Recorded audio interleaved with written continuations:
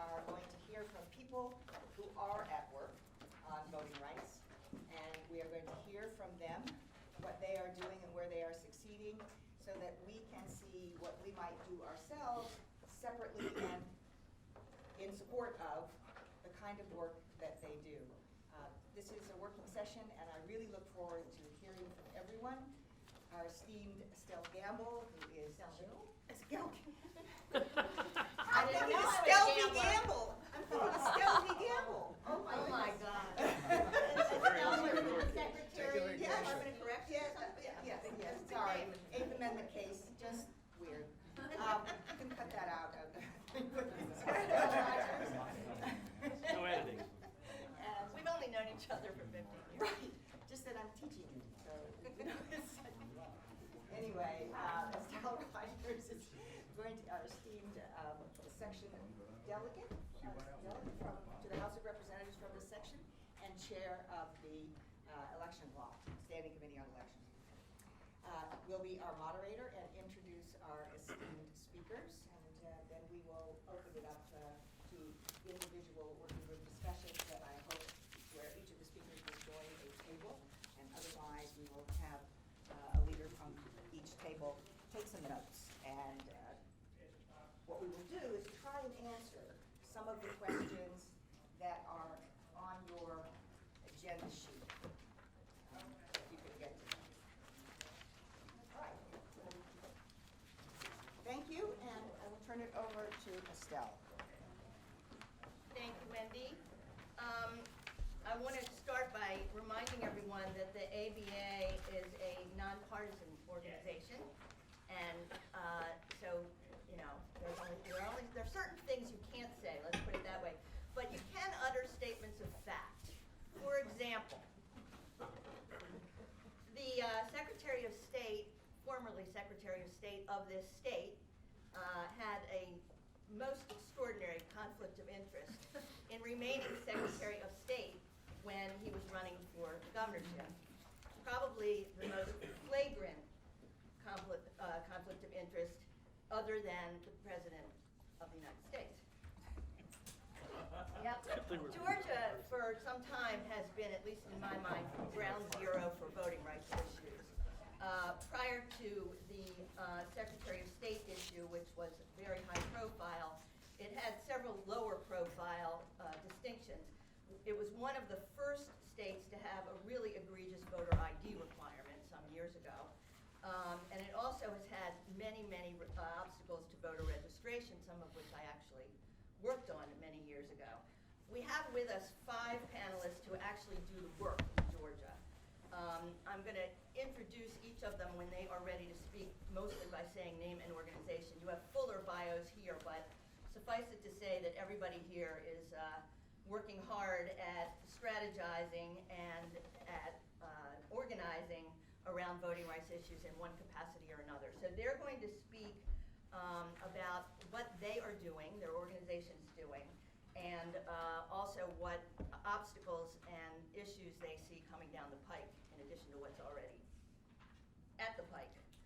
And at that point, when they're finished, we will have some questions if you want, and we will also then split into round tables, and you all will have a chance to discuss on a different level what the ABA is doing, can do, and should do to enhance their work. I should also add that the ABA, as many of us know, has a lot of policies having to do with voting rights, and some of them are sort of in the recesses of cold storage.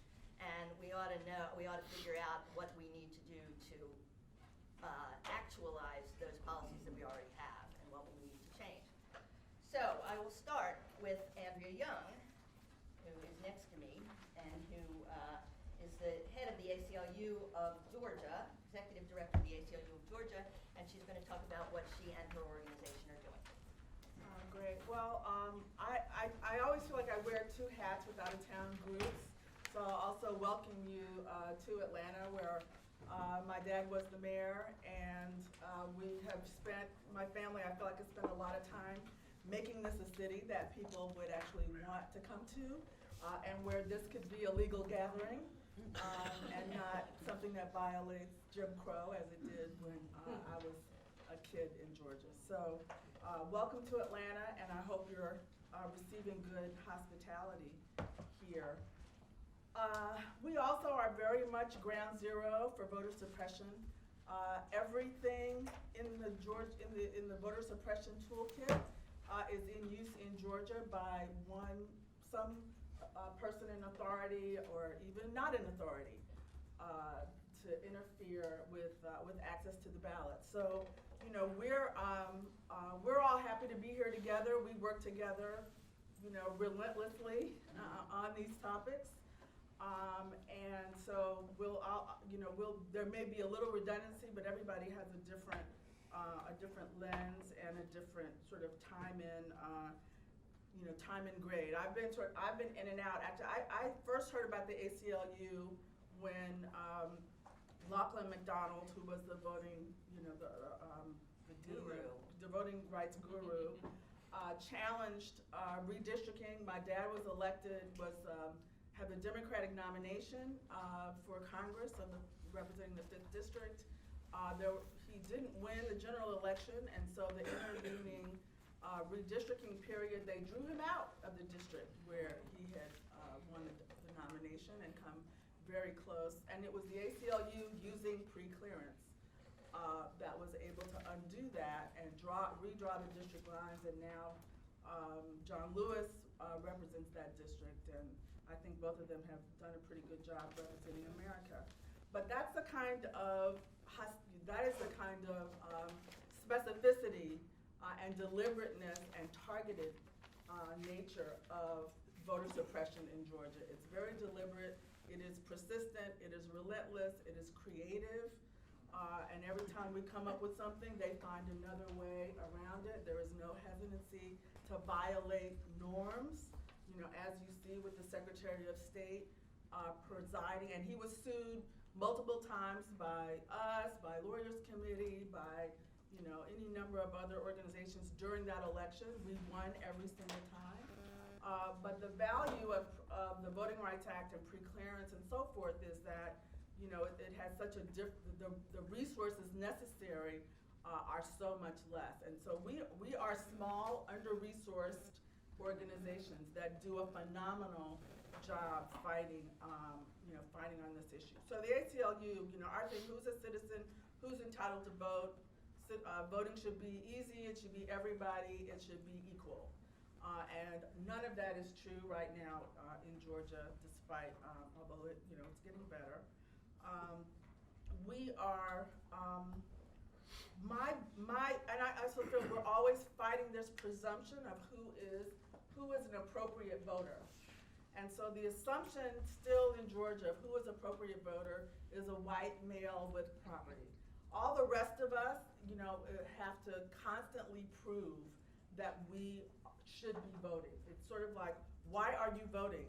And there's a suspicion about people of color voting, about poor people voting, about working class people voting, about recent immigrants voting, new Americans voting. And so all of that was in play in 2018. And so we're constantly fighting this fighting that we always have the burden of proof that we are voters and that you are taking something from us, not that we are taking something from you. So we have worked during the, as you heard, my first campaign, I was 15, my dad was running for Congress, and the first people we went after in terms of voters were the black women who got on the buses at 6 a.m. To go work on the white side of town as maids. And so that's my vision of a voter, is how this is a mother, a taxpayer, a worker who's up at 6 a.m. She has all kinds of responsibilities. She can't be late to work. And so our voting system has to be something that allows her to fully participate in our system of justice. And that's always who I have in mind when we're analyzing and assessing, well, what are the meaning of some of these changes and what changes do we need? So my first hire, I started in 2017 as the executive director of the ACLU of Georgia. My first hire was a voting rights expert because I knew that there would always be plenty of work on that count in Georgia. And one of the first things we heard about was, before he even started, was an attempt to redistrict. So in Georgia, they don't just redistrict every 10 years, they redistrict every legislative session.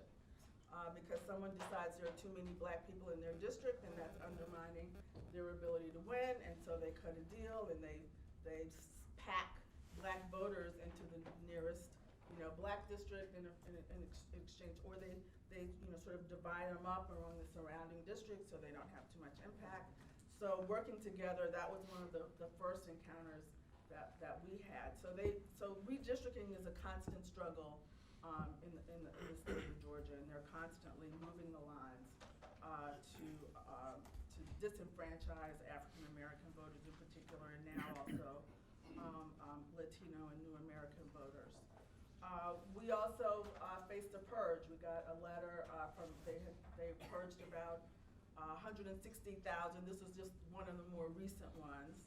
And about 30 to 40,000 of those people were done in error. There were people who had moved within their county, some of them within the same building in their apartment. My own board chair got a letter that she was being purged because she was redoing her house and she had temporarily relocated across county lines.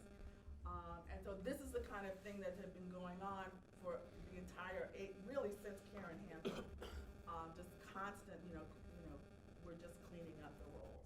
And of course, so they clean up the rolls, that's the thing that hurts young voters, low-income voters who move frequently. In Georgia and Metro Atlanta is a booming area, but you can move across the street and be in a different county and then have to renew your registration. And so it creates a tremendous burden on working class people, and that's something we've been fighting. Then they have to go after the homeowners and the people who are stable in the community, and they do that by closing the polls. And so ahead of the most recent mayor's election, Fulton County, which you would think would know better, but there's another kind of battle going on in Fulton County, was going to close polls affecting the votes of about 16,000 voters in what is South Atlanta, and then affecting particularly older black homeowners, the most high propensity voters that you can imagine. And so that's one of the other, we did that. New Georgia Project, we went door to door, we got petition drives, we brought people from the civic associations down to testify, and all of that was reversed. But again, tremendous amount of resources, of time and attention to have that happen. We also, so moving into, during 2018, there were a number of lawsuits that were brought, issues around absentee ballots. They were rejecting absentee ballots because they didn't like the signature. And disproportionately doing that in the most diverse county with the most new Americans that were registered. That was challenged. That even at that late date, it went up to the 11th Circuit and was still sustained. But the damage is done. So we're working going forward, on a number of different levels. We're still monitoring. Actions by the Secretary of State, and Fair Fight has brought a massive lawsuit in that area. We as ACLU sued the 4 largest and wealthiest counties for under-resourcing elections because Metro Atlanta, 100,000 people move into Metro Atlanta every year. And we've not seen, and in this last 2018 election, even in the city and in places, all over our metro area, people were waiting 2 and 3 hours to vote. People were showing up and finding that the machines had been delivered, but not the cords. People were, so there was all kinds of problems. And that's all you have to do to stop working class people from voting, is give them a 2-hour wait. Because that, time is money when you're on the clock and an hourly worker. So we're monitoring for those things. We've got it working together on what we call the peanut gallery. We have people going into every single county, monitoring their boards of elections, reporting back so we can do rapid response. And I have a in-house attorney that does nothing but respond to those. One of the things we found recently is they moved a polling place from a fire station to a police station. I have no problem with that. Everybody wants to go vote at the police station.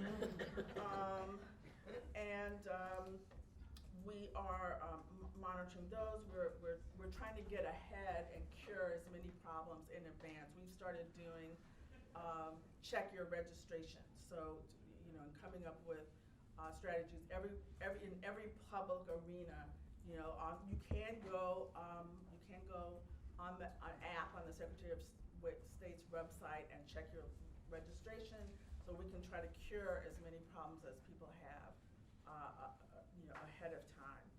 And we're also working to reopen polls. We've reopened some of the 200 or more polls that have been closed over the last few years, and we're continuing to do that, and also pressing for more early voting opportunities and more polls to be open. One of the big issues I think we've discovered in doing our lawsuit about under-resourcing is that there's no guidelines for resourcing polls, resourcing elections. Like, there's nothing that says for every eligible voter you should spend $25 on your election. And so there need to be some sort of standards around what are adequate resources. With all this new technology, and I'm one of them, we tend to have mostly older people at the polls, and we're getting ready to expect them to use a brand new machine. So how do we actually also have poll workers that really are adept at the kind of technology? We're concerned. We didn't get involved in the machines issue, but we are concerned about the transparency. How do we know it does what it says it does? This software is proprietary. It should be open source. It should be something that you can get an independent expert to examine. Does this do what is being represented? None of us, having been through the last election, should trust what anybody says about what's going on inside the box when there's no documentation. We're also, I think, as this body, have some standardization around felon reenfranchisement. In Georgia, technically, a felon can register to vote once they've completed their sentence, except for crimes of moral turpitude. We're trying to work on some definitions. Sara may talk some more about that. But again, what does that mean? What's a definition? Where probably a lot of us will be defaulting to Florida, since that was a referendum in a, Never a good idea to vote. But we're in Georgia, so we're trying to say, well, even our neighbor, even in Florida, they've given this definition. So, what's a rationale? I mean, we believe that people should never lose their right to vote. But what should be standards? What should be considerations? And of course, we need pre-clearance back. When we have to go after and undo these things that are even blatantly directed at voters of color, it takes a tremendous amount of resources to mount, community campaign, pack hearings, bring the media in, do petition drives, go door to door, let people. It takes a tremendous amount of resources to do that. Georgia has 159 counties.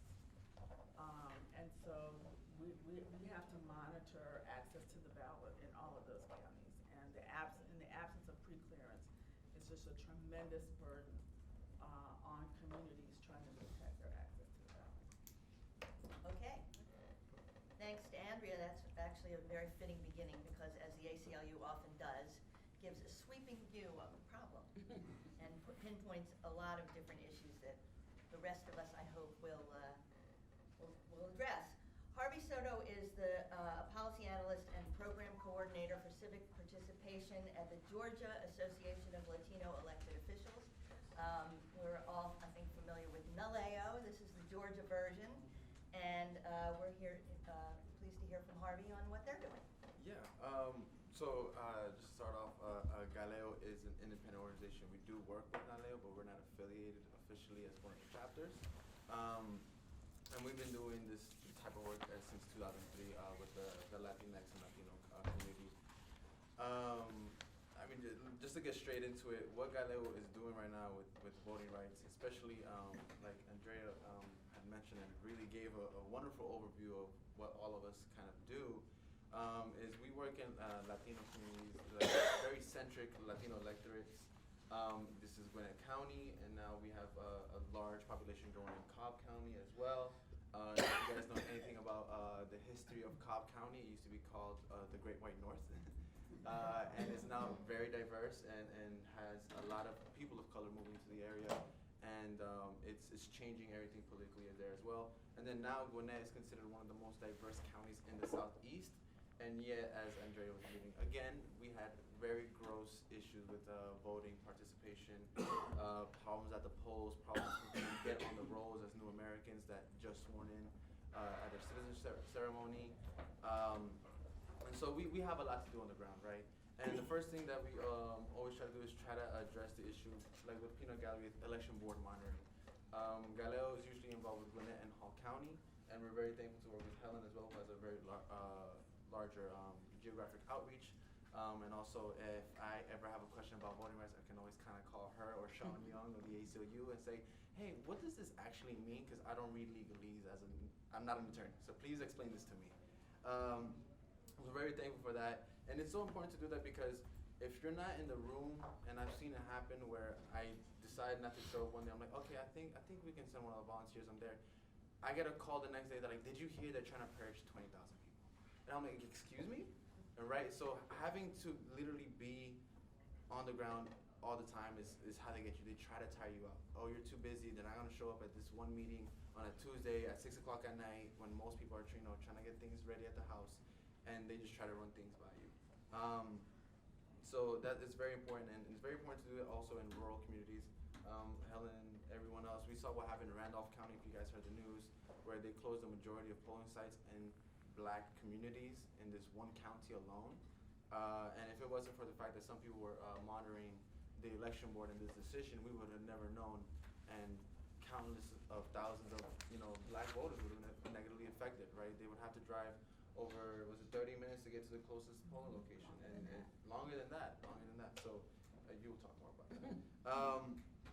And then of course, one thing that we also do is litigation, right? Since Galeo, we don't have any staff attorneys, but we do have a lot of good relations with the ACLU and the Lawyers Committee for Civil Rights.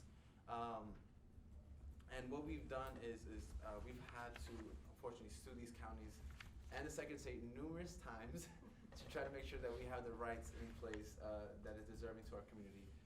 Like she was saying, we've sued the Secretary of State, Brian Kemp, in his tenure, not just only on absentee ballots, not only in 2018, but also prior to that, when it came to a lot of issues, especially when it came to exact match.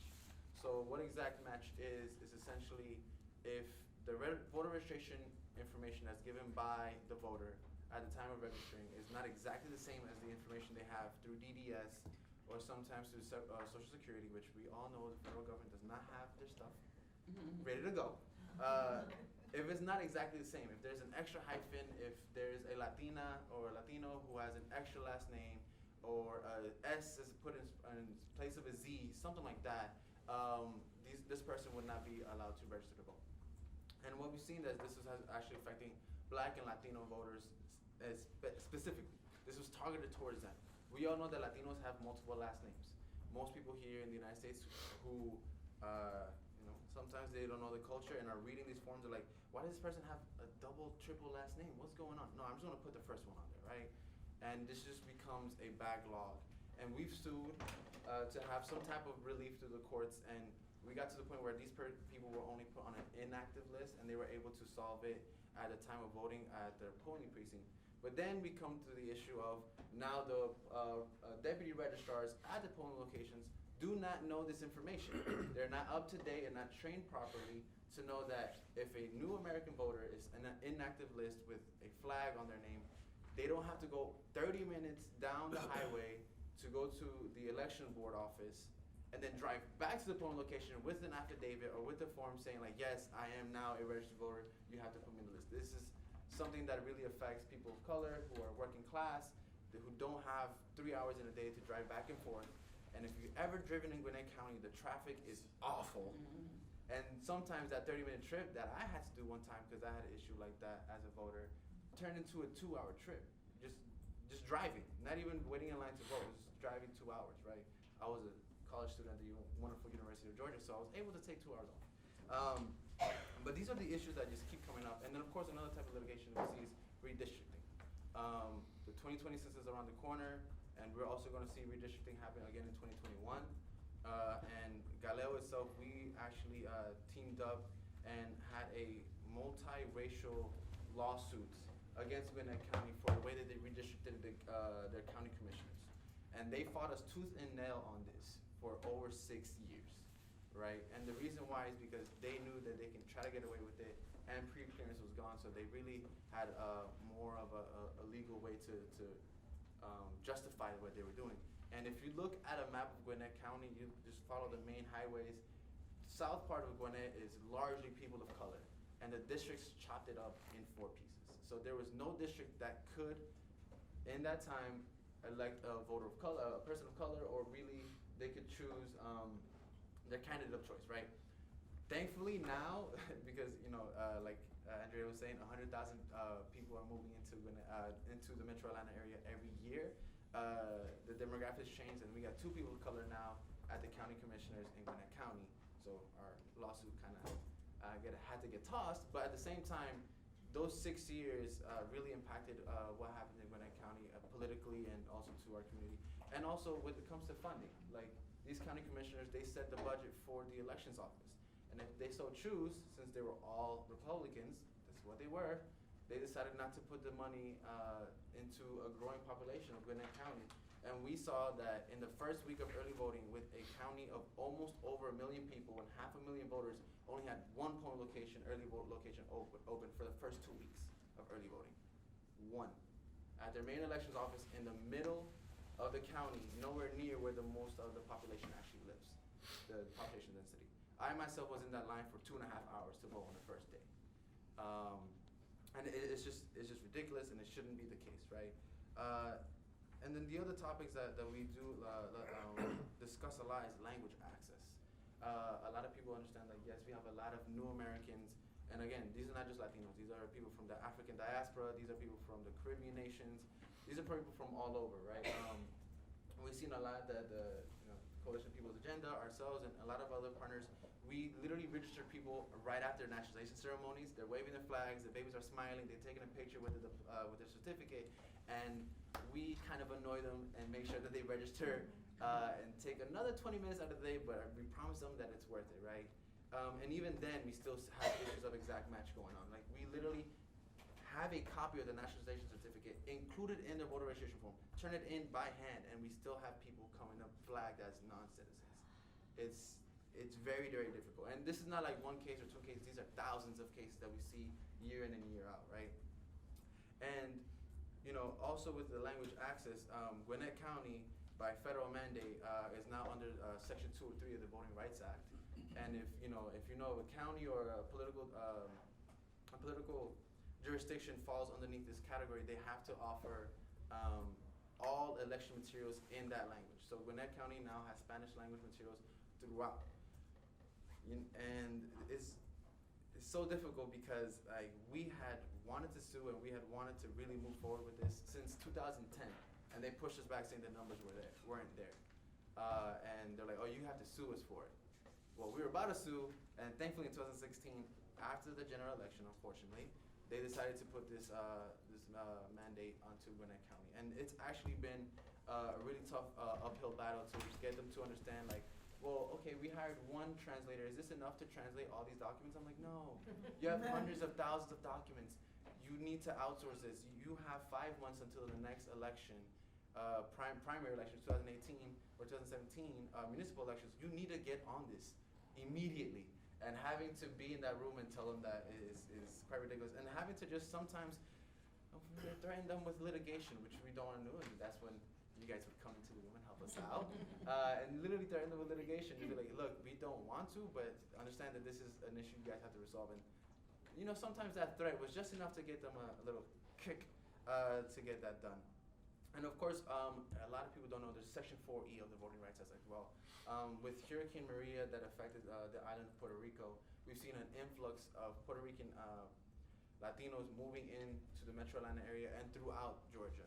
And through the Section 4E of the Voting Rights Act, if any county has a substantial amount, and of course very vague language on purpose, a substantial amount of Puerto Ricans who were born on the island, educated in Spanish on the island, and just recently moved, that county has to supply election materials to those voters, and of course to all voters there as well. And so, you know, it's something that's going to keep coming up, especially in smaller rural counties where a lot of Puerto Ricans are moving in and they're having their rights not heard through the ballot box because the county is like, oh, you only have 2 Puerto Ricans, no, that's fine. Or sometimes they don't even recognize those people as citizens because they're not knowledgeable that Puerto Ricans are naturally are natural-born citizens when, you know, because from a territory. And then another thing that I want to mention is that Georgia has a very short local state legislation session. It only is 40 legislative days. And those 40 legislative days push things, it's a mad dash of bills, thousands of bills that you have to read, hundreds of bills you have to read every day. I myself am a lobbyist at the state capitol, and having to see we had HB 316, which is a bill that reformed and changed all types of election materials and machines here in the state, and it's just having to read every one of those lines really meant that we needed lawyers who could understand the language as well and tell us like, hey, this section of the law, you need to fight against this, please lobby on this. And if we hadn't had that backup, God knows what would have passed, right? And I think I'm running out of time. So that's it. We just need your help and also understanding these issues and making sure that our groups are supported when we have to face the tough challenge of either doing litigation or just understanding what's going on the ground as well. So thank you. Thank you, Harvey, and I congratulate you for being self-policing about time. We're right on time. I'd now like to introduce Helen Butler, who is the Executive Director of the Georgia Coalition for the People's Agenda. And full disclosure, Helen and I actually worked together on some of these issues right here about, 12 or 14 years ago? Yeah. She looks exactly the same. No. The Georgia Coalition for the People's Agenda does a lot of work on a lot of different issues, but we're going to focus on your voting rights work, and take it away. Well, thank you and good afternoon, everyone, and I am glad to be here. I think I'm the oldest one here that's worked on this issue the longest. No, I Maybe am. You are? Okay, all right. But I'm next to that then.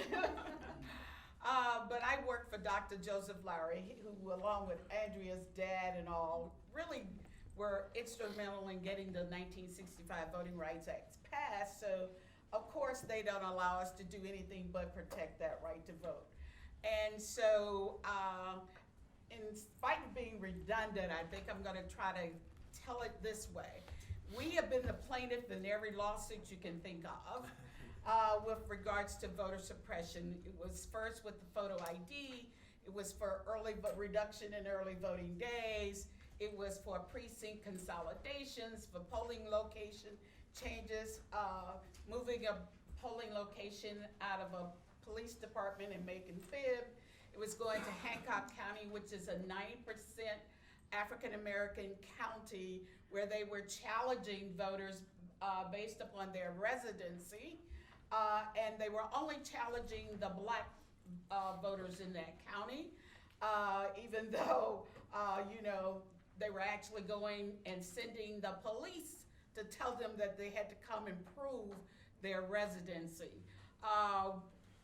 We were a part of the exact match, the absentee balloting, you name it, we've been a plaintiff in the lawsuits.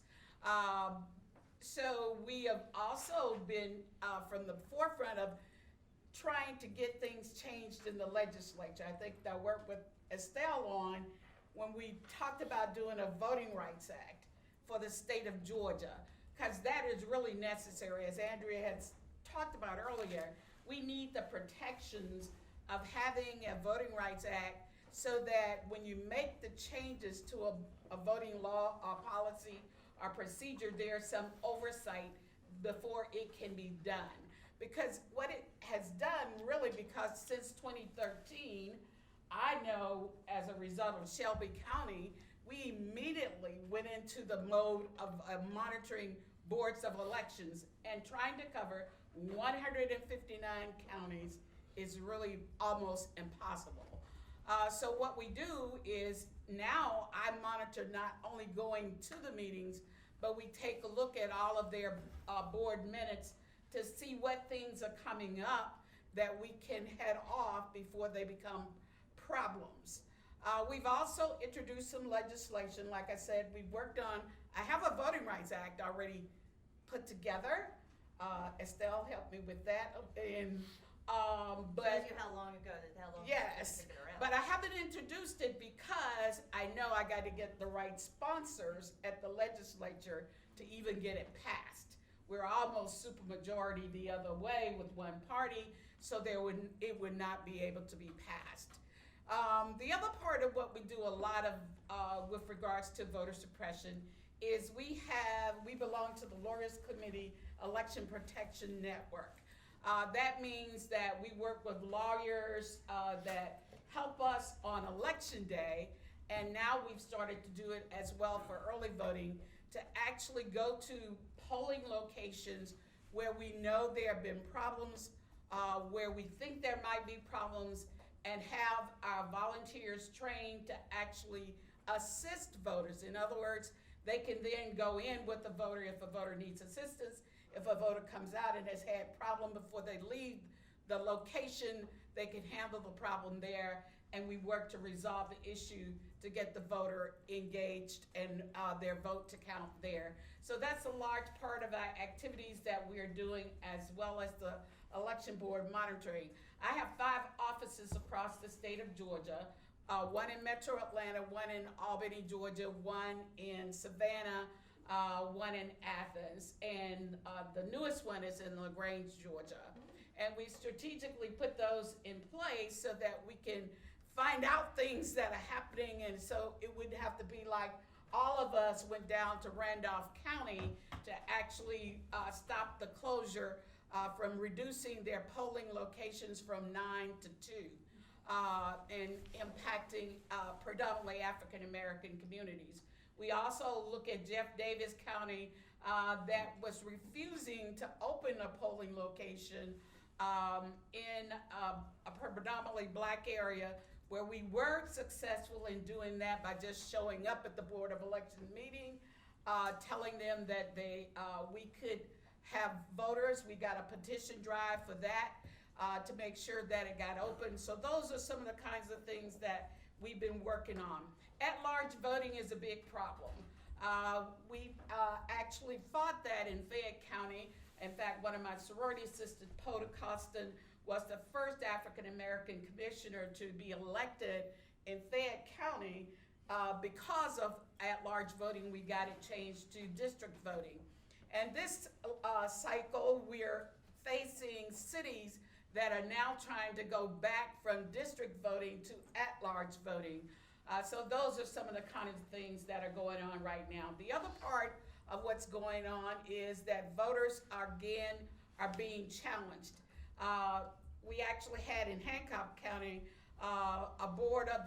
member of the Board of Elections was actually doing the challenging. And now they've gotten smart and they're given it to a voter to come in and challenge a voter. That's been happening in DeKalb County, where there was this homeless agency that in Georgia, homeless voters can actually register, they can actually vote if they use the address of a relative or an agency that services them. And these particular people were registered at that agency address because they had that permission to do so, but they were ready to throw those people off of the rolls because they were in this business address, even though the law says that they can do that. And for full transparency, I do have to say that I am a member of a board of elections. So I get trained by the Secretary of State along with all of the other 400 members of the boards of elections and election supervisors.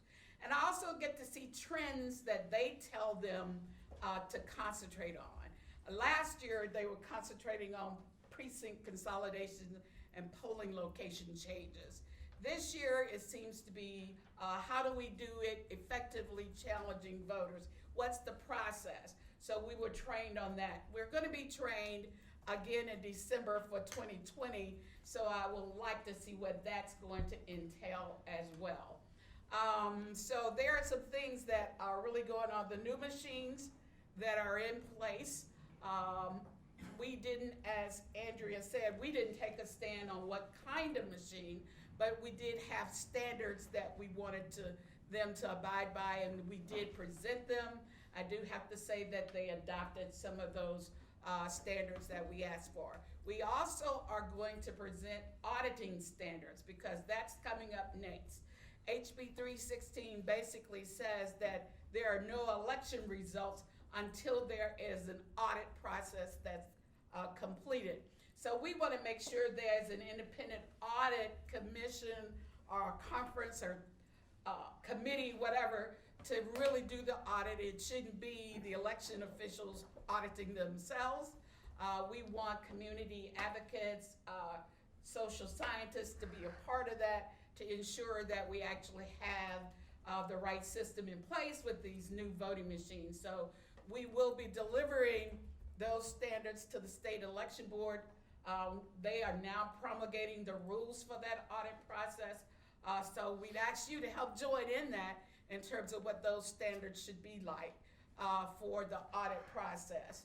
One of the other things that we, of course, have looked at in terms of being proactive is vote centers. That's a bill that Representative Roger Bruce introduced that would allow people, no matter where you are in a particular county, to be able to vote at a polling location. You would have to be at one of the early voting sites. You can actually be anywhere in the county, and I say the state because they have the capability with the voter registration database to do that. So we're looking at still trying to get that passed as well as part of the how we can improve voting rights in Georgia. We have automatic voter registration already through DDS, but the one thing that it doesn't account for is that you have to have a Georgia driver's license or a Georgia issued state ID. So if I'm a student at Spelman, and by the way, Spelman students can't use their college photo IDs to vote, whereas Georgia State, they can use their college IDs. Yeah. Public versus private. Public versus private colleges. One's a public IDs. government issue. Pardon me? Can Emory students use their ID? No. No. Okay, that's private also. It's private. It's private versus it's private versus public. But the idea is that with automatic voter registration, if I do it online, I would have to have one of those IDs, a Georgia driver's license or a state issued ID. I couldn't use my out-of-state ID, even though it's an ID that I can use when I go vote. So if I'm a student and I don't have a Georgia driver's license or a Georgia ID, then I gotta print my my voter registration application out, mail it in, versus I going online if I had an ID. So those are some of the kinds of things that we need changed. And it has to be done 30 days out. Correct. And so we've also looked at election day registration. We've introduced that bill as well, had that bill introduced rather. We don't introduce, but we do ask our legislators to introduce certain bills for us. but that hasn't passed as well. And to talk about early voting, we originally had 45 days of early voting, but in 2008, everybody was wrapped around the buildings, and so they decided, oh no, we need to cut it back to 21 days. And the last assault was in the last session where they tried to reduce it to 6 days. It's very logical, isn't it? You it- have too many yeah. people, so you reduce it. Yeah, and the guy that introduced that bill, we looked at his early voting statistics, and 60% of his district voted early. But he was willing to cut it back to 6 days. So I'll be happy to answer any questions you all may have. Thank you, Helen. Our next panelist is Marcus Ferrell. Marcus works for the New Georgia Project and has had a lot of other experiences, including a lot of work in partisan elections as well as being a nonpartisan organizer. And we're happy to have him here. Thank you, Marcus. Hello everyone, Marcus Ferrell, Chief of Staff, New Georgia Project. I represent about 45 employed nonpartisan organizers. Insei Ufat, our Executive Director, and also somewhere around the 56,000 new registrants that we did this year in the state of Georgia. This panel has kind of thoroughly expressed exactly what is going on, so there's not really much I can say at this point. But what I will say is that my organization, and if I was to toot our horn, our collective horn, my organization is a problem. And what I mean by that is our organization is what keeps people who don't want to vote up at nighttime. Because we're taking people from neighborhoods, their own neighborhoods, and we're teaching them what the Constitution means and what core civic values are and why and who has the right to vote. And we're putting them to work back in their own neighborhoods. Our organization has registered at least 3 people in every single county in the state this year, and over 450,000 people in the state of Georgia since our inception. We've been a part of the same lawsuits that everyone has at this table, and we've also been sued by the state of Georgia multiple times for doing God's work, I like to say, right? And you know, how about our win-loss record is above 900, right? So, and we are actively being sued at this point right now. So I want to paint a picture of what we've seen. I want to paint a picture of what a 20-year-old organizer for New Georgia Project sees on a daily basis.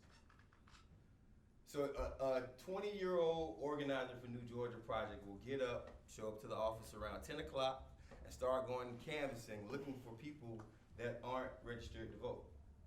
They don't look for black people, they don't look for white people, they look for humans, right? And they ask basic questions. You know, are you registered to vote? And this whole process, they're trained intensively by our organization and by election officials that come into our office and train these people. Now, each one of their mistakes in the state of Georgia is a $100,000 mistake. Each one of their mistakes that they could possibly make every time they register someone to vote is a possible 10 years in jail. And the state of Georgia and the people who don't necessarily like our work, they no longer just directly go after us. They go after the most vulnerable people. They go after them, the 20-year-old. And it's up to us to protect them. So I say this right here to sort of frame the level of work that's actually happening when you have the gall to go and register someone to vote in this state. It's a visceral reaction to the work that we do. So that's just one thing. The state of Georgia, we expect whether it's next session or the session after next that they're going to implement draconian third-party voter registration laws. They're gonna try. Yeah, they're gonna try. They sure gonna try. Because every time they purge 30,000 people off the voter rolls, New Georgia Project pops up with 60. So we expect there to be certain folks in the next session that are going to try to implement the same laws that were passed, I believe, in Tennessee. Tennessee. Yeah, I believe in Tennessee. We expect that to be happening sometime soon, making it so that we won't repopulate these voter rolls as more people get purged. 2 million voters in total that have gotten purged off the voter rolls in the state of Georgia. So we talked about exact match. We've talked about the precinct closings. We worked together on Jeff Davis County. They were trying to close down the one black polling location in this area. And they wanted to do it in a little meeting that they were having. What day was that? It was on a Tuesday? It was on a Tuesday at 12 o'clock in a courthouse that probably isn't even on Google Maps. Right? I'm just going to tell this story. So they tried to have it, and we decided to flood them. And somewhere around 45 people showed up. And they didn't even have a courtroom to use. They did it in the office. They held their session in the office to close down this precinct. They had to move it to the big, the commissioner's office and the commissioner's meeting. And I will say, I will give a testament to good organizing and good fight. When they saw all those people in there, they did not want us to come back. They just did not want us to come back. So I say that because I want to counter a narrative. Because they are trying their damnedest in this state to defeat us, and the narrative is they keep beating y'all. No, we have victories. I want everybody in this room to understand that we have legal victories, moral victories, and real victories, but we just need a lot more to win. Right? So I don't want everybody to be like, woe is me, woe is me, right? But if we plan on winning in 2020, we need to do things like, let's say, all right, I think the country's biggest pro bono legal program needs to happen, and it needs to start now. I would like our lawyer friends and our voter protection friends to come down to the state starting December 1st, if not next month on the 1st, and start getting trained. We don't want a lawyer to be anywhere 30 minutes outside of anywhere in the state where anybody can vote. That's going to take a lot of people.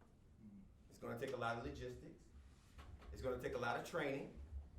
And if it's properly done, then the fact that a lawyer is even in the vicinity intimidates some of the okey-doke tactics that these folks will try to do. You got to understand, in the state of Georgia, there are sheriffs who've never been challenged before in the past 30 years. In the state of Georgia, there are elections that won't even be held because people are afraid to even run against folks. So if you're afraid to run, imagine the other folks who are afraid to vote.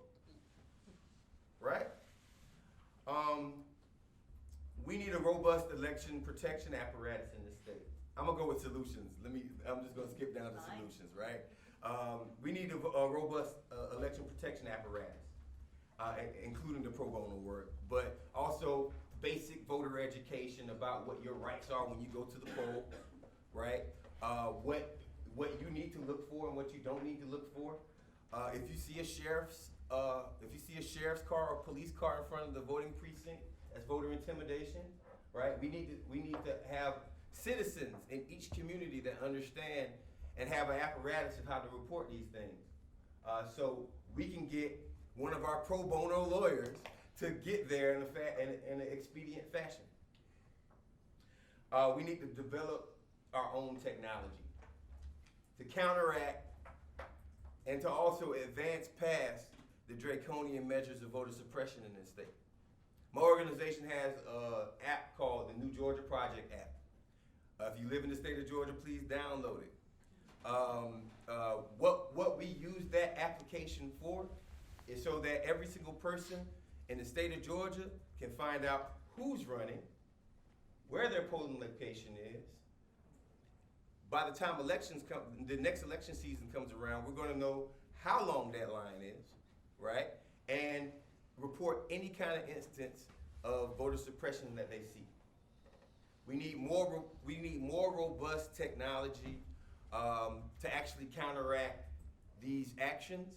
My organization, actually next weekend, our organization is throwing the first game jam of its kind, where we're gonna take video game designers, video game developers, people who've gotten kicked off the voting rolls, a couple of celebrities. We're putting them all in the same room at the same time, and we're gonna try to develop the best video game that teaches how to fight against voter suppression and how to, and all the obstacles that might get in the way of voting. But why are you making a video game? Because we know in the state of Georgia that the people who vote the less are 18 to 30-year-olds. We also know, according to the Pew Research Center, we also know that who plays the most video games in the state of Georgia? 18 to 30-year-olds. We have to change up the game with our tactics. Because if we keep allowing ourselves to do the same thing and get different results, that's the definition of insanity. That's right.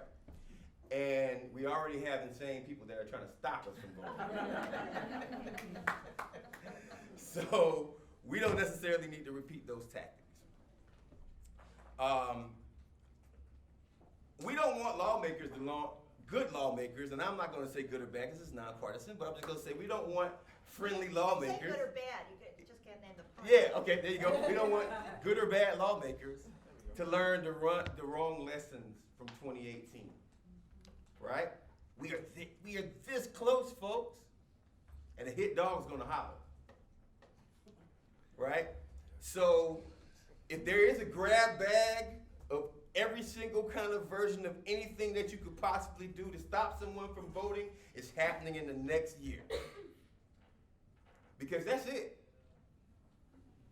The next victory is going to be the victory. And they know that. The Democrats, the demographics of the state, which we've already mentioned, the demographics. Sir, do not send me to the IRS. That's right. See prioritization.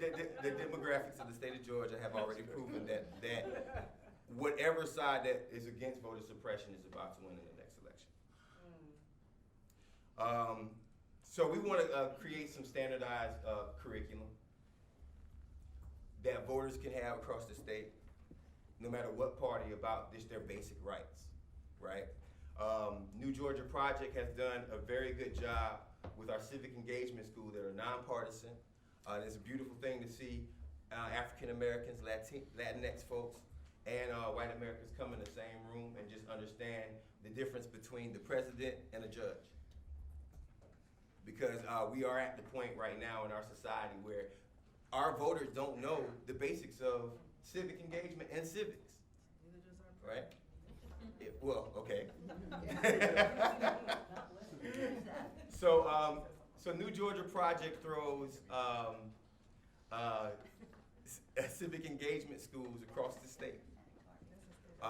We've had this year. We've had offices in the Black Belt, Metro Atlanta, Macon, and also Augusta, where we have robust operations where we actually teach folks what a judge is, when an election is, what an election means, what does the division between, legislative, executive, and all the branches of government are. Each person who graduates from our school becomes a super voter. So if you go to our school and you have not voted in the past 15 years, once you've left one of our citizen trainings, you become a super voter. We would like to expand that program as much as possible, and we want to make sure that every single registered voter in the state has some idea of how to get to one of our schools.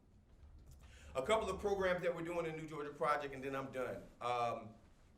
So we have the Agenda for Young Georgians, because we know, as I said before, that when you think about outreach, youth outreach in the state of, in America, you think about going to college campuses. Well, we know that only 25% of Georgians ever step foot on a college campus. That means that 75% of eligible voters and non-eligible voters have not had any, young eligible voters have not had any kind of version of outreach to them. So we're gonna have to go to Walmart parking lots and the malls and the technical schools and the places that you don't normally go, and not only get these people registered to vote, not only tell them why they should vote, but teach them the civic engagement aspect to it so they will show up to vote. All right? So our AYG program focuses on finding the young single mothers of the household, the young white women under the age of 30 and white men under the age of 24, young African Americans and Latinx folks across the state. And one of our last major programs is New Georgia Project Vibe. It's expected that African American women will show up to the polls at a number of 300,000 times higher than African American men next year. So we believe that there has been, from both parties, a lack of engagement when it comes down to turning out one of the largest growing populations of human beings in the state of Georgia, and that's African American men. So we decided to create a program called Voting Initiative and Brothers Engagement, where we will try to do our damnedest to find these young brothers across the state. And we know that they're in barbershops, we know that they're in parks, we know that they're in schools, we know that they are raising families, and we're going to try to increase their engagement and citizen engagement. So that is New Georgia Project right now.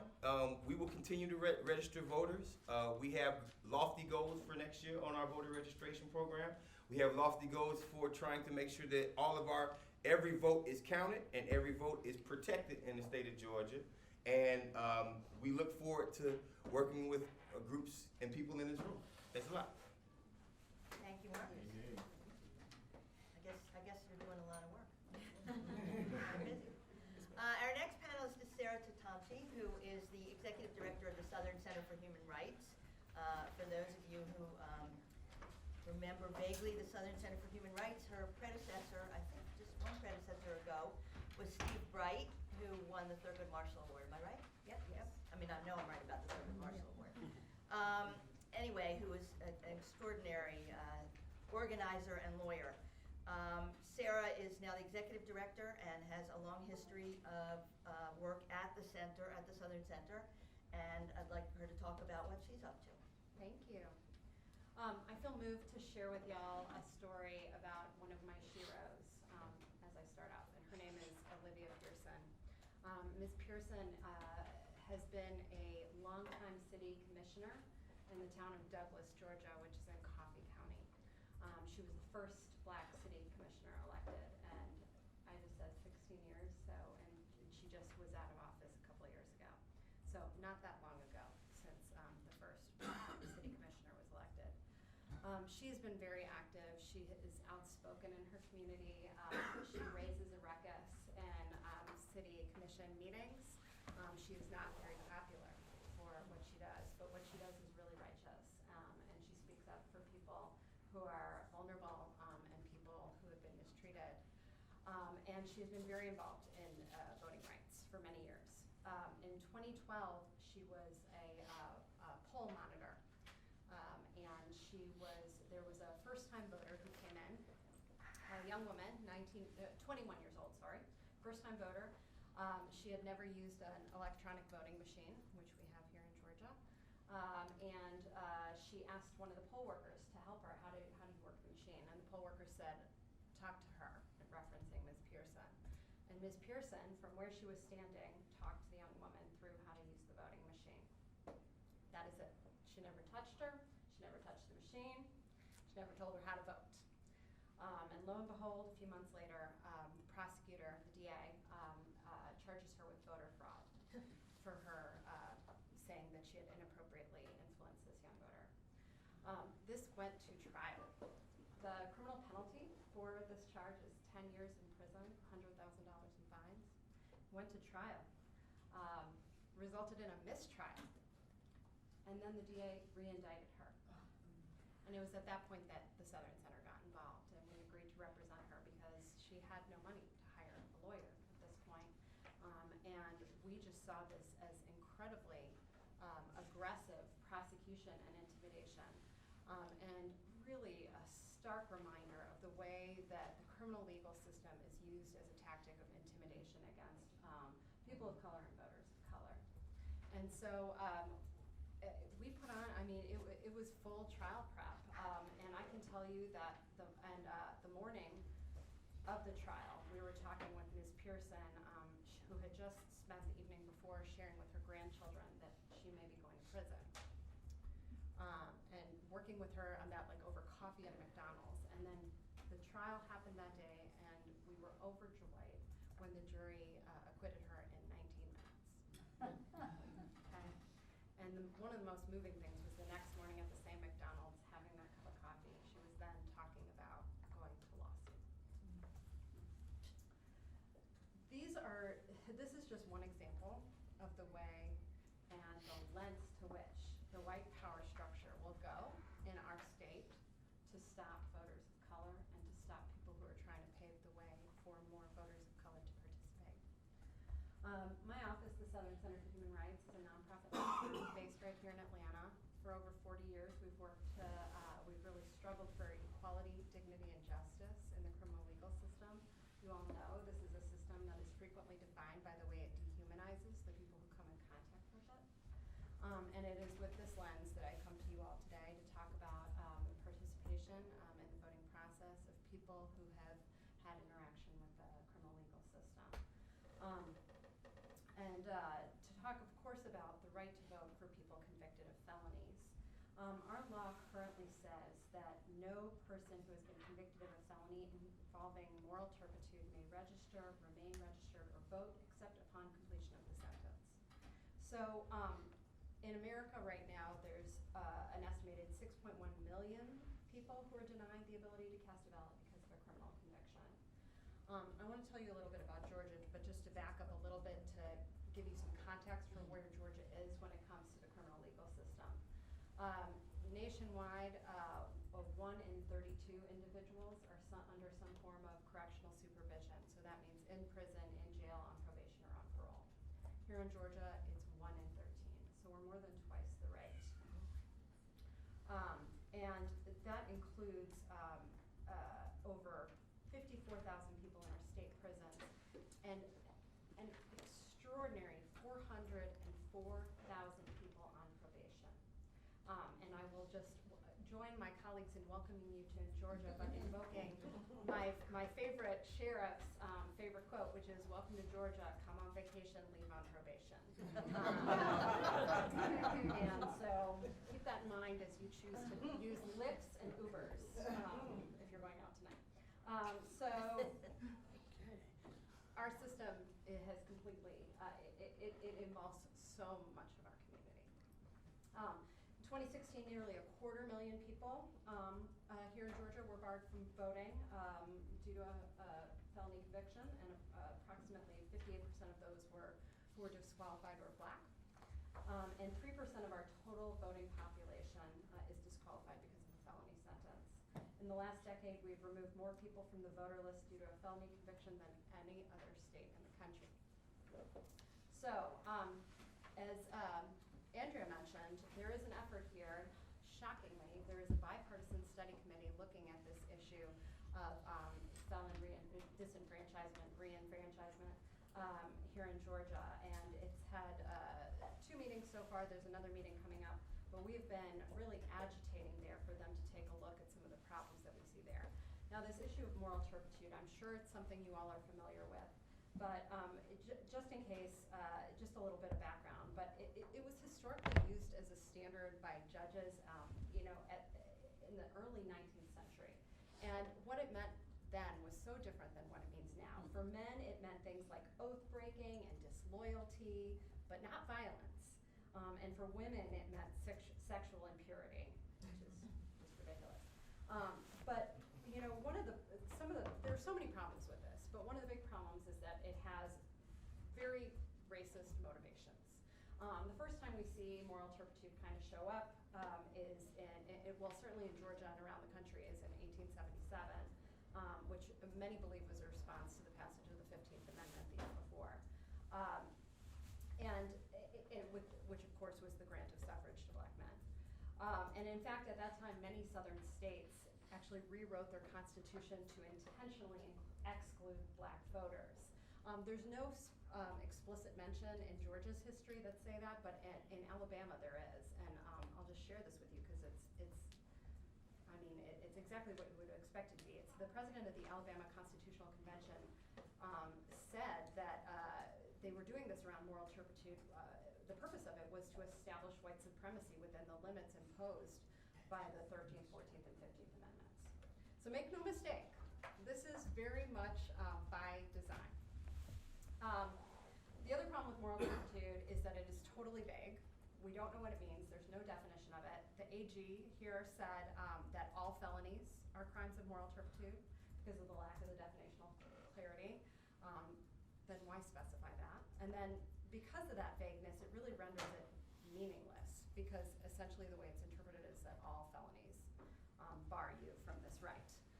And this is a problem that's been recognized, and in the last few years there's been action taken. Even in Alabama, they narrowed the list of what qualifies as offenses of moral turpitude in 2017. Florida took action, Louisiana has taken action, and we believe that the time is right here in Georgia too. Now the other piece I just want to mention about the problem with our current law is this, that no one can except upon completion of the sentence. This is where I want to shift to talk about fines and fees. I recognize many of you, a handful of you from San Francisco in August, where it was privileged to talk to you all about the impact of fines and fees and the criminalization of poverty. People leave prison with just exorbitant debt. And if we have this standard that people cannot vote until they pay off their debt, it's basically the sentence never ends. And we see how when these excessive fines and fees are imposed, how it becomes so much harder for a person to reintegrate back into their community.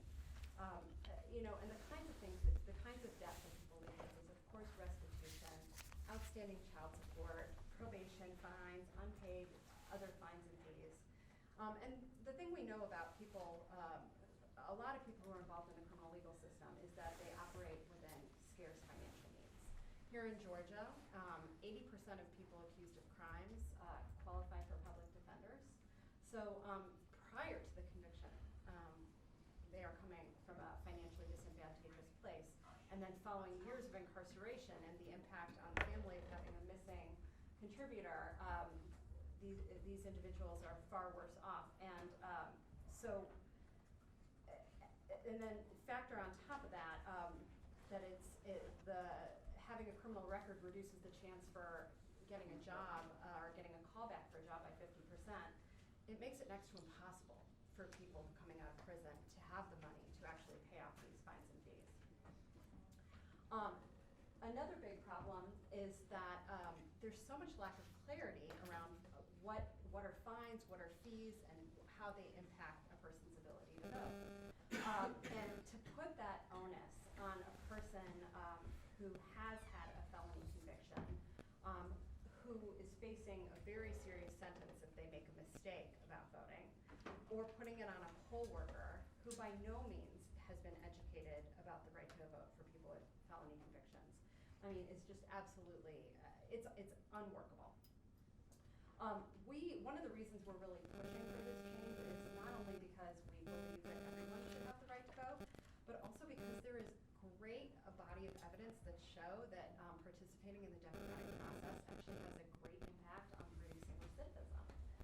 What we know is that when people who return to their community are given meaningful opportunities to engage with each other, with the system, with making decisions, they're far less likely to have further interactions with the political system. And there's even one study that found that voting reduces the likelihood of rearrest and so, I mean, there's many, many reasons to do this. So that's one piece, and that's a policy piece. And I will just say that the study committee that's meeting, they met on Tuesday this week. The chairman is a Republican and has a lot of history in law enforcement, and he announced to the room that they've already gotten 40 letters from victims opposing this change. And so we're mobilizing our coalition and our members to really try to see what we can do here. One of my big questions is, why is this happening in Georgia right now? And I honestly believe that based on the horrible things that my co-panelists have talked about that have happened in 2016 and 2018 in Georgia, Republicans actually realize that they need to do something. They need to do something that looks proactive to regain some of their very poor reputation when it comes to voting issues. Talk about one more thing and then I'll stop. The education and litigation piece that we're looking at right now. We are very much engaged in investigation, in seeing the ways to make, in education I'll start with, to make sure that people who are registered and eligible to vote know about their rights and have access to information. This is hot off the presses. Literally a week ago we put out Know Your Voting Rights in Georgia for people who have felony convictions. And Marcus, I'm hoping we can talk about maybe getting it on your app. And Harvey, can we do a version in Spanish, please? I'll do it. I know, you all wanted assignments from me. But we're really excited about this. But I can tell you that even putting together this information for my extremely talented, extremely smart lawyers was excruciating. The law is very hard to understand. We think we've got it down. So this is a piece that we're spreading wide. It's on our social media. It's on our website. I have some copies here. You're welcome to it. The other piece we're looking at is investigating the ability for people who are detained in jails, whether they have access to absentee ballots and to voter registration. We have 40,000 people in jails at any moment here in Georgia. Yes, some of those are state sentenced and waiting transfer to prison. Yes, some are those there on probation revocations, but the majority of people there have not been convicted of anything and they can vote. And so we are looking at seeing what kind of mechanism is there for people to be able to request those absentee ballots, and if it is not there, thinking that might be a place for potential litigation. So I'll stop there. Thank you so much for. Yes. But thank you so much for having me. I'm so pleased to be here with you. We're delighted, thank you. It's now time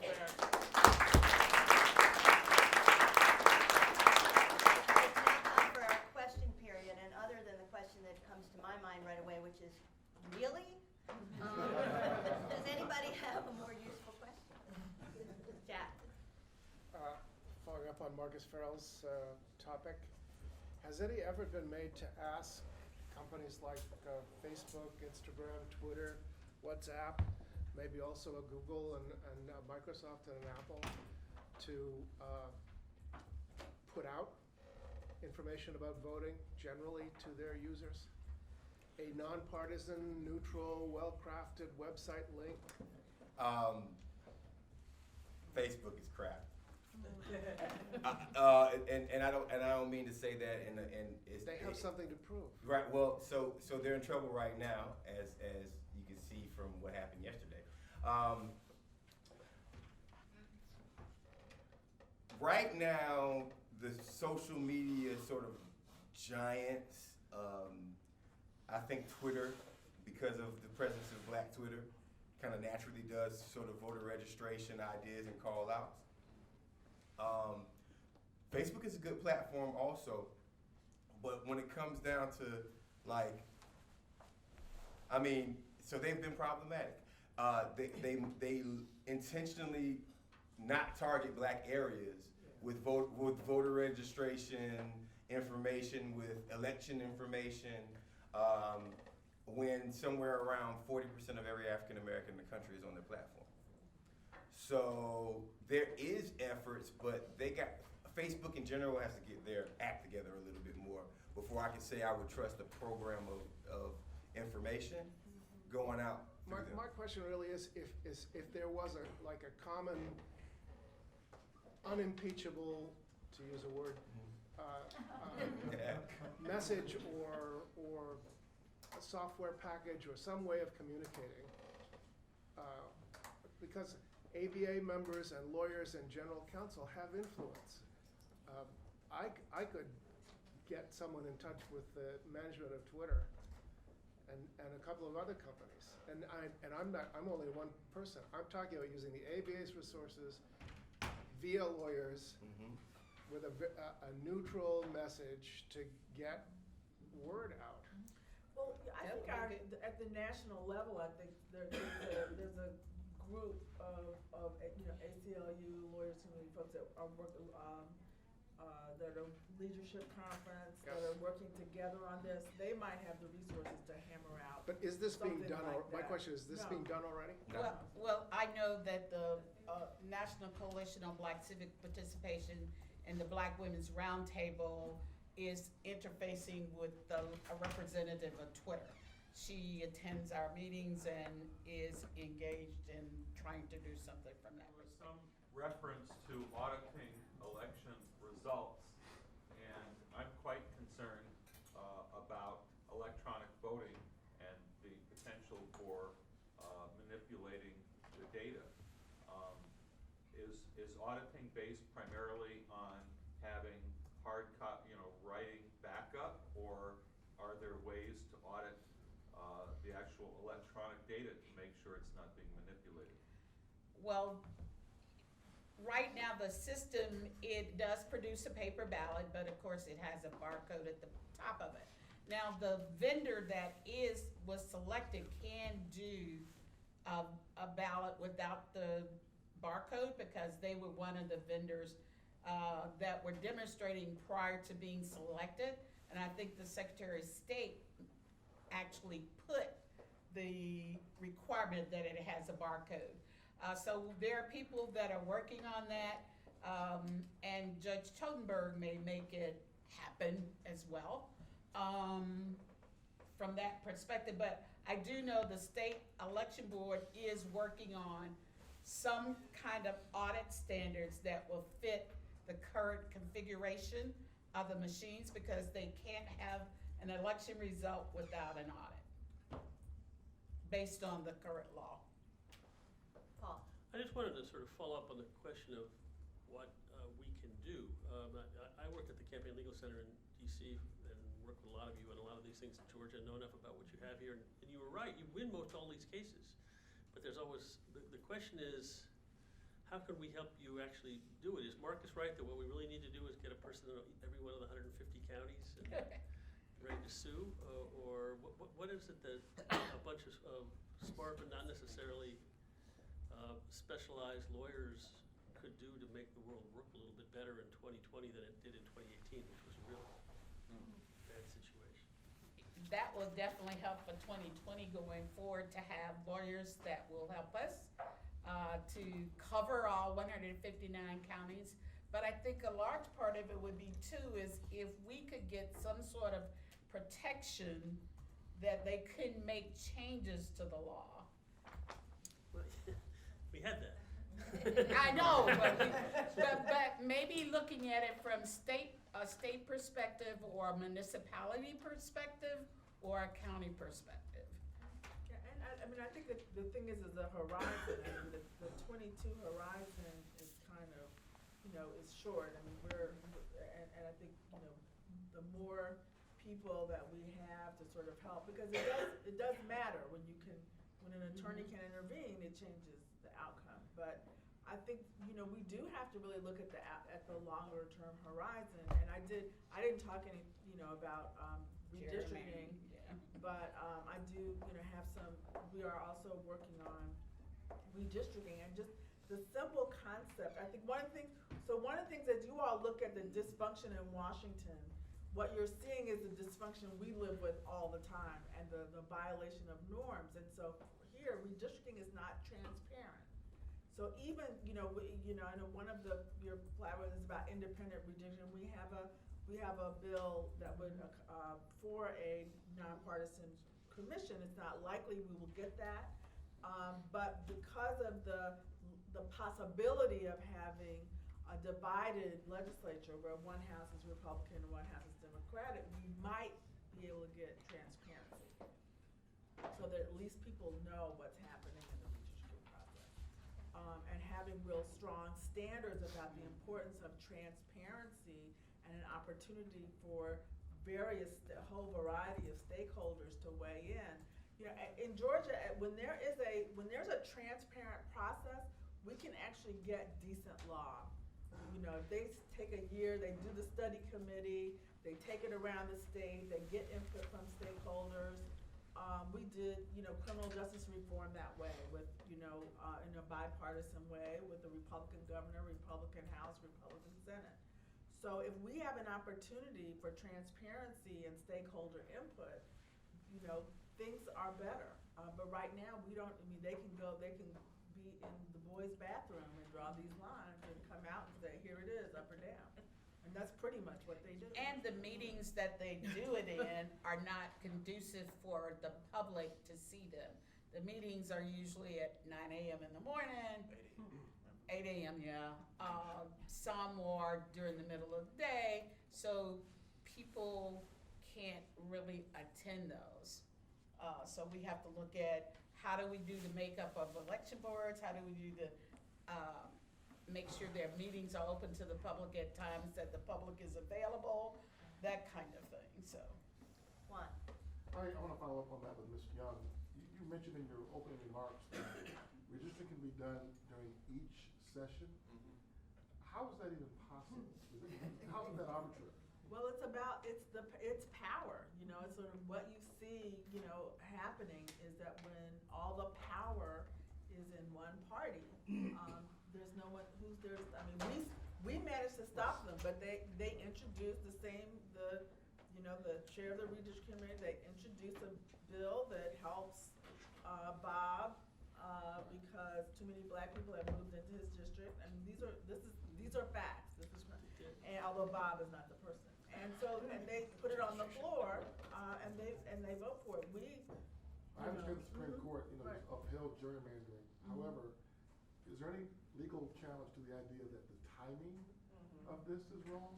Well, what's happened since more recently, we've been able to stop it in the legislature. Okay. And so we'd rather do that than risk. So you fought it politically, not We've fought it politically and been successful. Yeah. And if I could add, this is not just about one party. This past legislative session, we also saw that there was a group of Democrats from Gwinnett County, who I know personally, that also try to make sure that their district was a lot safer. And also, we're trying to get Republicans signed on because they're the majority, and make another Republican safer, right? So this, mostly, we know that there's, let's be honest, it's mostly Republicans that do this redistricting every cycle. But now we also seeing the other side trying to do it. So we gotta stop it at any form, and I mean, I think we'll be open to see like how we can change the law, but let's be honest, they probably won't do that. So you're telling me basically, a member of the state legislature can just simply say, you know what, I don't like my district right now. Yeah. I want to change my line. The guy in Henry County actually said, well, I want my school to be in my district. So he went and decided to draw the line so his high school could be in his district. Wow. Okay. Thank you. Yeah. Angela? We can't make this stuff up. I can't make this stuff up. Angela? A lot of you spoke about what you all are doing and what your organizations are doing to bring lawsuits against some of these policies that are clearly unacceptable. I wanted to know whether or not any of you guys could speak to Stacey Abrams' initiative, Fair Fight, and how that interplays with what some of you are all doing, and whether resources can be combined so that efforts aren't duplicated, or I don't know. Well, Stacey has done sort of the mother of all lawsuits. Okay. I mean, they had a very, they took everything that they learned, they had a very, from their electoral effort, and they had a hotline for problems. And so they have a, amazing team, and they're suing, sort of this big omnibus suit. We're not really duplicating, so then what we've done is we're suing the counties specifically over resources. Then there are individual counties where we have to sue that board of election or that county commission, and so it's just that there's so much work to go around, and there is only so much, but this is a very important suit if they're successful. Right. So in terms of what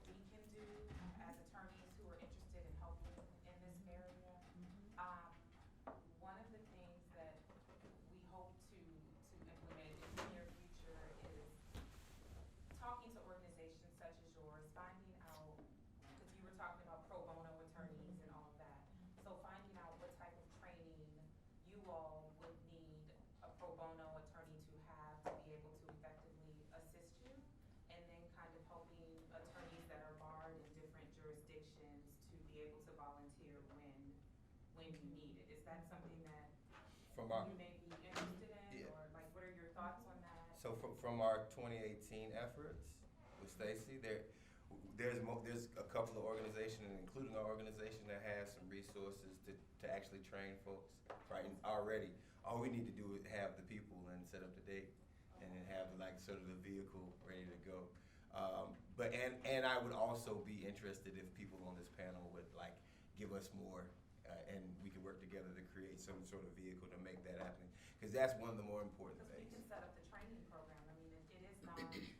What- what That's right. we're The Lawyers Committee has a national training program that we implement. That's how our volunteers get trained based on that. I wasn't thinking about election protection. Let me Okay. be very specific. I think we all in this room in our personal capacities participate in election protection, whether it's with the campaign or with the Lawyers Committee or what have you. And that's just at the polls. But what I'm concerned about are the lawsuits. Because we Oh, know, okay. as someone who has done election protection for like 15 years, when the problems happen and we need to sue, who's doing that work? So that is what I anticipate the need for true hardcore legal resources lies. And that's where, what I'm So I trying think we to could work out something, because part of what we're trying to do is get ahead of it, and so Right. sue now Oh, rather that's than helpful too. the Yeah. month before the election. So we're trying to find, how many things need to be addressed as soon as possible. What are the systemic things? What are the county by county things? We also have a civic engagement table called Pro Georgia with over 60 organizations that do nothing but civic engagement work, and that's where we house a lot of our training activities. Oh, that's good. Can I ask what? I'm sorry, I didn't mean to interrupt. Go ahead. I just want to ask a question, and I know the ABA is a nonpartisan organization. I am not. So the reason I've never worked with the Lawyers Committee is because they are nonpartisan. And I don't want to do that. So I'm just asking you to think about ways that those of us who are not nonpartisan can. Your party organization or particular campaigns is the short answer. They're always willing to have you. I'm gonna step in here for 1 second and ask another question that hasn't been asked yet, which is, if one of you had to design a new legislation to essentially overturn Shelby County, what pre-clearance formula would you put in it, assuming you want one? What would change, what would need to be changed in order to get around the Supreme Court? So I don't want everybody to respond, because it'll take too much time, but if one of you wants to address that, even in a rudimentary fashion, I think it would help everybody. Well, I think I think Congresswoman Sewell has introduced a repeal. There are a lot of repeals introduced. What I'm asking about specifically is, what would you say would address, how could you define narrowly the kind of statistics or other basis on which they can decide what a pre-clearance county might be?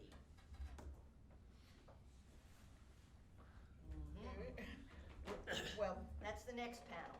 yes. All right. Well, I personally take, I think the challenge becomes, white supremacy isn't bound to the South. Oh, absolutely. Exactly. Well, nor was the other Same thing pre-clearance. everybody in. And so I think the question becomes, if, with all the, why limit it? If there's, the pre-clearance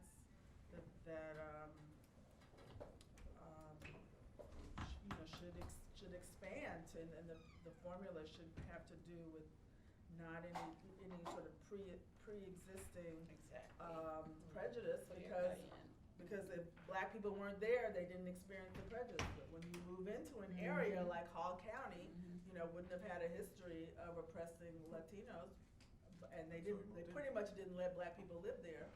So, but as the country becomes more diverse, then people are more subject to these prejudices. So I think it should be the population, the diversity of the population, not the history. So in other words, it's not going back, it's sort of looking at the present situation. It's interesting. Okay, who else? Matt had a question. Do you still? Yeah, so I guess my question would be, short of encouraging people to move to Georgia and be in these counties when the election happens, how can we best produce resources or serve as a resource ourselves for your organization? What can we do to lift some of that burden off of you and be a source of help? Money. I was trying to do something besides the I was trying to keep that one up. I mean, but I will keep it 1,000. Nonpartisan. Yeah. Is that a non-partisan? Money's nonpartisan. Money is Money non-partisan, right? talks to Okay, everything. When it talks, you know. I mean, so in the case of New Georgia Project, elevation of our issues on social media, like that's real basic. It sounds real basic, but you know, some of you guys are representing billionaires, right? If they know about the work that's being done and they care about it, then just a simple retweet could put it on their radar. Pro bono work for some of the people that actually get sued, right? We have to do corrective actions as soon as the state sues an individual. We have to show that we have let that individual go who did something wrong in the voter registration. That doesn't mean we don't love that person, right? That means that in order for our work to keep going, we have to prove a separation. But we want that person to be represented. Most of our people make, $15 an hour, right? They cannot afford the full weight of the state of Georgia and going to court and going to battle with them. So we need people to represent these folks that are doing the work whenever there is a lawsuit. And lastly, we have programs that do individualized outreach to do citizen education and elevation of basic democracy issues. Let me tell you something. If something happens in Thomas County and it's a bunch of people from Atlanta, Georgia, that goes down to Thomas County, and people in Thomas County are gonna look at us like, man, whatever. Like we're gonna pass these voter restriction law anyway. In comparison to 200 people from Thomas County just showing up at their local board of election, right? So we need to have funding so we can get People there. Yeah, the people there and the people who are in these states, and I mean in these counties. I'm talking national. In these counties, more galvanized. Okay, one last question, Drew. Well, since it is the American Bar Association and we have all these member bars, county bars, state bars, specialty bars, and so forth, that mobilize incredibly quickly when there's an emergency, whether it's the earthquake in California or, what are deemed to be situations where the bar and the children at the border situation, family situation, where all of a sudden these forces are really mobilized quickly and massively, really. What about the ABA essentially declaring a state of emergency when it comes to voting rights, and really pouring the resources and connections it has across all of these bar associations? And I was a civil rights lawyer and became the head of the San Francisco Bar. I was astonished at the amount of money and resources and credibility that bar poured into the issue of race discrimination in the bar in San Francisco, for example. And so it just seems to me that the ABA is very well set up to mobilize on a nonpartisan basis. Basically, a sense of complete urgency on this issue. And I know that the new president of the bar is very involved in that as well, and obviously the head of our section is. But I wondered whether the people who know more about the ABA than I think that our section could have a role in really trying to mobilize a massive response of the legal profession. I would just love to, I love this idea, and I thank you for this idea. We do a whole lot of work with the State Bar of Georgia. This is a mandatory bar. We have as in many bars, we have a new president every year, and the agenda changes every year. So some years we have like a really progressive kind of fighter leader, and other years we've got a person whose one objective is to get raises for judges, you know, and we're struggling with our state bar right now. We're in one of those really tough times right now. Our Governor Kemp, the young governor, has asked all agencies, state agencies in the executive branch to cut 4%, next year 6%. That includes our public defender system. That includes the foster care system. That includes so many things. And you would think that our state bar would get up and fight for the right to counsel, but it's not even willing to do that.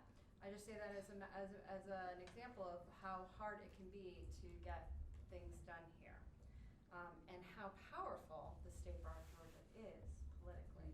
And Let me just put a pin in that, Drew, because I think, I think that when we break up into our tables, one of the foci is what the ABA can and should be doing, and I think that's probably, I think probably a lot of us have opinions on that. And I actually have a formal role in the ABA on that, so I think that's something we can be discussing at our individual roundtables, and Wendy, I'll turn it over to you. I'd just like to throw out one extra question, which you needn't necessarily answer, but I'd like to have it on everybody's radar. A lot of you have indicated that sometimes prevention would be better than cure here. And I think it'd be really important to talk about some of the things that we can do in prevention, whether it be standards and practices, guidelines, model legislation, and the like. And I would like to see that perhaps in discussion that we have, if you think that would be useful. Yes. Very much.